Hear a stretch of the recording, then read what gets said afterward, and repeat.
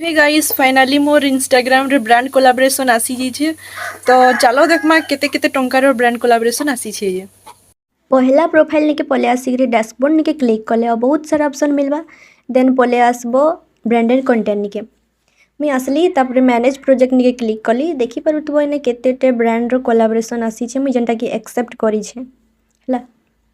तो फर्स्ट रेटा देखमा काना दीछे जे इटा गुटे रील आउ 3टा स्टोरी पकाले देबा 1000 टंका सी हला।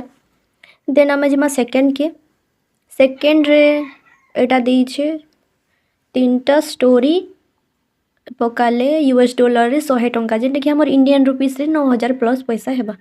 देन आमे जिमा 3 नंबर के तो 3 नंबर ने काना दीछे इने दीछे 10टा रील 10टा पोस्ट 10टा स्टोरी देले देबा 50,000 टंका हैला।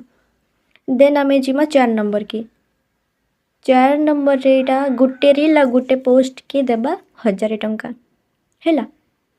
देन आमे जिमा 5 नंबर के 5 नंबर रे देइछे 3टा रील गुटे पोस्ट 2टा स्टोरी यूएस डॉलर रे होचे 2000 जेंटा कि हमर इंडियन रुपीस रे 1,99,000। देन आमे जिमा 6 नंबर के 6 नंबर रे 2टा रील आउ 2टा स्टोरी दीछे जेंटा कि यूएस डॉलर रे 100 टंका अच्छे आउ हमर इंडियन रुपीस रे 9000 प्लस टंका हेबा।